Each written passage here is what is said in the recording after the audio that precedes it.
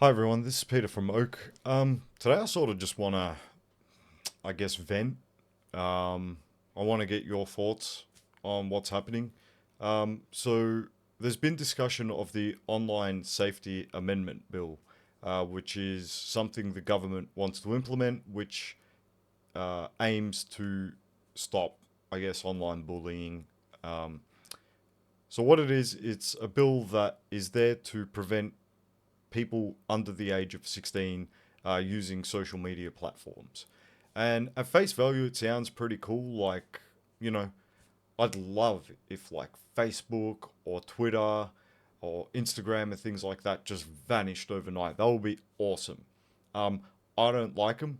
I think they're dangerous websites. Um, they allow very quick spreading of misinformation. And again, people don't really look up or do research on what it is they're reading. Usually, people read a headline and they're like, "Oh, yeah, well, that's the truth." There is online bullying. I'm not saying there isn't, and unfortunately, there's been pretty severe consequences of online bullying, especially when the online and real world crossover. So that's to say, children being bullied online by their peers at school. Things need to be done about that. I don't think this is the way. And I think not only is this not the way, but I think this is very um, stupid and not thought out at all, just like pretty much everything related to technology the government's done in this country. So, and this has been going on for like decades. So let's look at the bill. We'll look at the section that explains what it deems as a social media website. So let's take a look at that real quick. So, age restricted social media platform. For the purposes of this act, age restricted social media platform means an electronic service that satisfies the following conditions. The sole purpose or a significant purpose of the service is to enable online social interaction between two or more end users. The service allows end users to link to or interact with some or all of the other end users. The service allows end users to post material on the service. Such other conditions, if any, are set out in the legislative rules or an electronic service specified in the legislative rules but does not include a service mentioned in subsection 6. So, what can we sort of take from that? So, the first thing that stands out to me is probably a website like YouTube probably wouldn't be classified as a social media platform because its aim is to serve video as its primary focus. However, there are comments that you can leave on the video and you can interact with other people on the platform, including the person who made the video. So, if YouTube is classified as a social media platform, that means something like Pornhub would also be classified as a social media platform. Have fun linking whatever identity you want to that. On the other hand, if it's not classified as a social media platform, that means something like Pornhub is also not classified as a social media platform. So, I guess the government is happy for people under 16 to look at porn. I don't know. Or they're not happy, but then they want to know what you're looking at. Don't know. Now, I'm saying some of this tongue in cheek, but at the end of the day, this has not been thought out, I don't believe at all. And just like the typical governments who have no understanding of technology, they're just like, just put some words on a bit of paper, and yeah, it's good enough. It's good enough. there's consequences to these things. There's consequences to these things. So, what else can be classified as a social media website according to this document? Let's take a look. And this is where they have absolutely no foresight at all. So let's take a look at this. So these are the Whirlpool forums. Whoever doesn't know what the Whirlpool forums are, they were made 20, 25 years ago. The guy's name, I think Simon Wright, and he coded them and he built his own forum software where it allows people to go in there and talk to each other. Now, when he started it, it was started for people to talk about broadband as it was rolling out into Australia. And over the years, it's grown to include basically any topic you can imagine. Now, this is a website that I like to call an old internet website. So it's a forum software. It's got people interacting with each other, and there's no features like share this post to your wall and forward this on to your grandmother and this, that, and the other. This is at its core very basic, and they just go in there and discuss various topics. The quality of the content on this website is fantastic. And I've seen some people say the moderators of this site are too heavy handed. And I've seen some others be like, no, the moderators of this site are great. The fact that this website still exists and the fact that its content quality is so high and its discussions are so high in quality is a testament to those moderators. They have done a fantastic job. Amazing job. Now, you can go in here and talk about pretty much whatever you want. I've used it before. I had a problem with my AV receiver, so I just made a thread saying, hey guys, I'd like some help. If I can repair this, this will be great. Some people gave their opinions. I fixed it, and I ended up saving myself like $1,500. They also talk about important things as well. They talk about politics. They talk about what's going on in the world, news, and it's all done respectfully, and it's all done as adults. And not everyone's an adult. There's people under 16 there. But everyone understands the etiquette. Everyone understands how to conduct themselves. Facebook has none of that. Facebook, you can be the biggest shithead you want and nothing happens. This website would be classified as a social media site. So what happens? So the government's going to say, Simon, you're a social media platform. You need to make sure anyone under the age of 16 does not use your platform. How's he going to do that? He doesn't have billions of dollars. He doesn't have millions of dollars. So he will have to develop something, either by himself, which means it's his time, and usually that means money anyway, or he's going to have to get help with it, which means time and money. What if he can't? What if he just can't? So it's gone. That fantastic resource with a quarter of a century of information and discussion is gone. That platform that people go to on a daily basis and respectfully discuss things is gone. And here's a forum. Now, there's many, many, many little forums that focus on a specific thing. So you'll have forums on Matchbox cars where people who are enthusiasts for little Matchbox cars, they'll go there and discuss their little cars. And you'll have forums where people want to go to discuss computers or musical instruments, carpentry, anything. There's all these little sites that exist, and they have like 500, 600, 700 people who are part of this community, 1,000 people who are part of these little communities.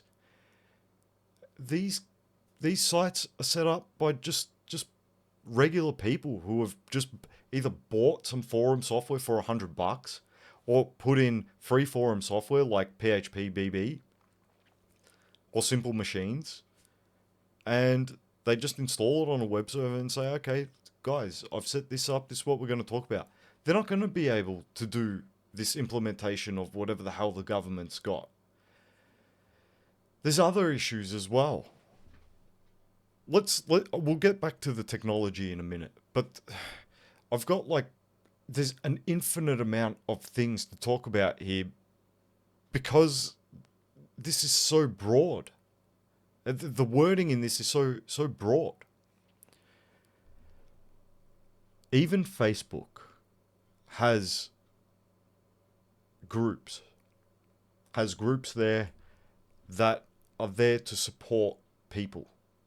So you might be suffering from a disease. You might be suffering from some mental health issue. And you go to these groups where these people support you because they understand you. I don't know what it's like to be dying of cancer. And touch wood, hopefully I never do.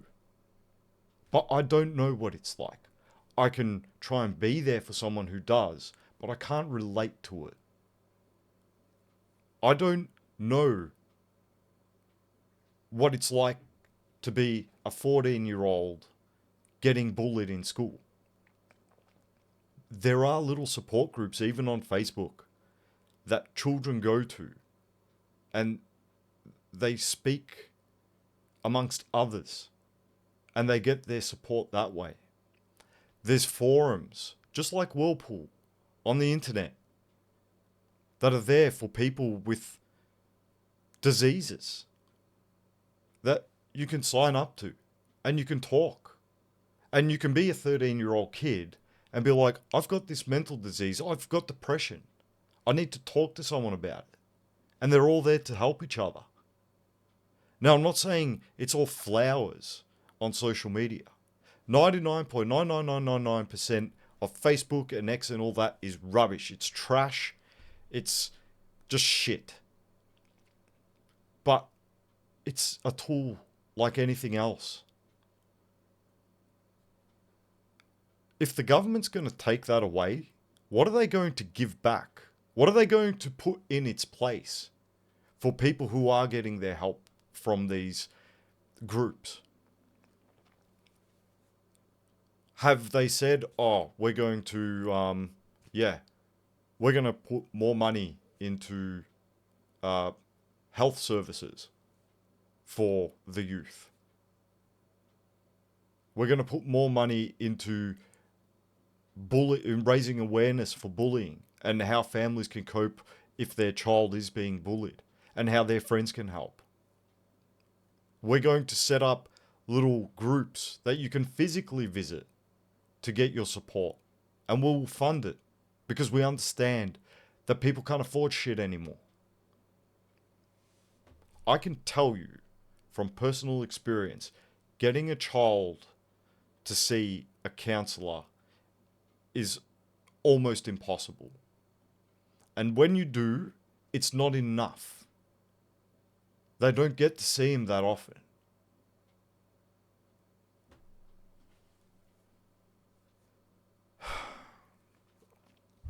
This is just another knee-jerk reaction from the government doing the dumbest shit all over again.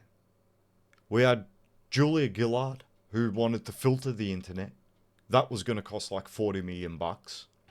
I think they didn't end up doing it. But they were like, oh yeah, it's going to be $40 million.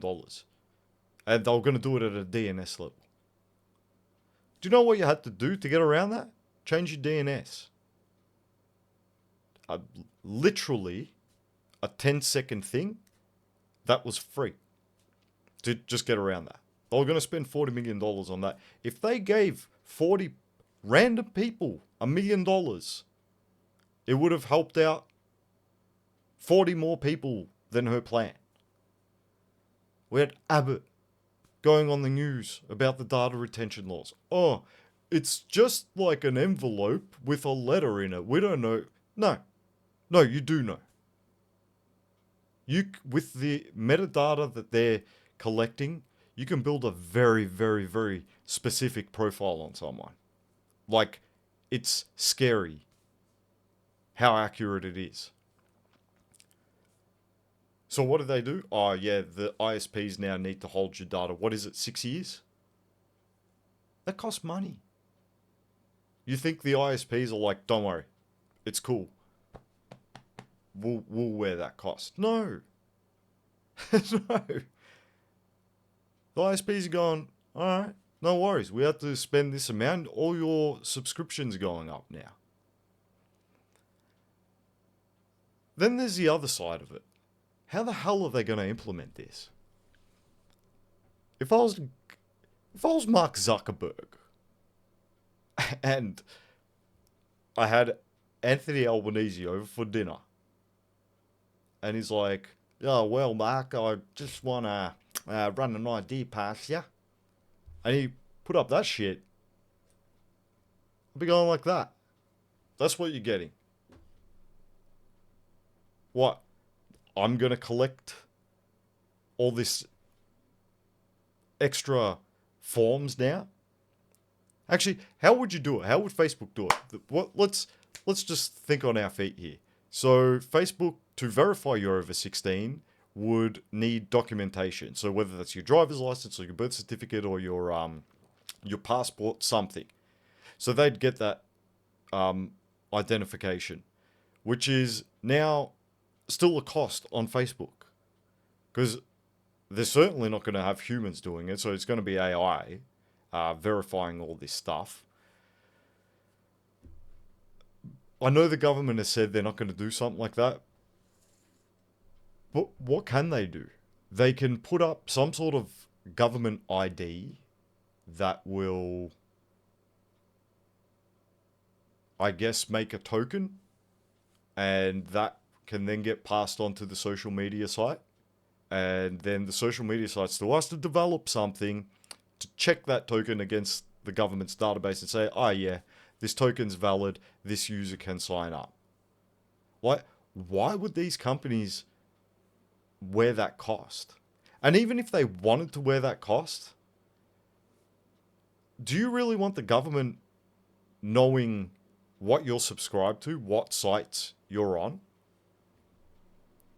and what user you are on those sites? Even if you were to say the government's blind to it, that just means I can just generate tokens anyway. So I can just generate a token for my kid if I wanted to. And even if you were to say the government will only give you one token per social media site, what happens if I lose my account on that social media site? Like, if it gets hacked or something like that, who's going to police it for me to be able to reach out to the government and say, oh, I need a new token now? So these are all costs. And what will it cost? I haven't heard anything. There's been no discussion of how they're going to implement it, which sites are going to play ball and which aren't. And even the sites, like, how do they know you're Australian? The only way I could think of doing it is geolocating the user, which is exactly the same thing as Netflix does. So it says, oh, you're Australian? No worries. You're going to see this catalogue of movies. Oh, you're American? You're going to see this catalogue of movies. Oh, you're from Canada? You're going to see this catalogue of movies. That means if you're accessing, say, Facebook from Australia, they're going to either have a thing on the sign up form saying, are you older than 16, yes or no, in which case you can just click yes and sign up anyway. Or if there's more involved than that, like, just use Oak or any VPN. Just don't hit Facebook with an Australian IP address. Connect to an American server, connect to a British server, connect to any server that's not in Australia, and then you're in. You just sign up. This is very stupid. Anyways, I'd like to hear your thoughts on it. comment below or send us uh, even a support ticket on the Oak side or discuss it on Whirlpool, something. Um, we need to discuss these things. And it seems every single go. The other thing, one more thing I want to say is since Labor's been in, what was it, 3 years now? 4 years, almost 4 years. Um, the opposition has opposed basically everything. Like, even if Labor's like, you know what? Um, we want to save every single Australian with this miracle cure we found, and all they have to do is drink it, and we're going to send it out to their house, and they're going to be cured of all ailments, and it's not a joke, and it's actually true. The opposition will just say, no, we think it's bad. Everything that the Albanese government has said, the LNP has said, nah, they've agreed on this. They've agreed on it. They're like, oh yeah, that's a good idea. The media companies, they're pushing it. Oh yeah, this is good. This is just more of our privacy going away bit by bit. The conspiracy theorist side of my brain is saying, well, they want to make a government ID, and then that gets tied to everything you do. And because they haven't put out anything substantial saying, this is how we're going to do it, and this is the technical way that it's going to work, and we can have experts review this thing and say, yep, it's just broad again. Just broad. Yep, this is what we want to do, and that's what we're going to do. So let's see what happens with it. But comment below and let me know your thoughts. Cheers.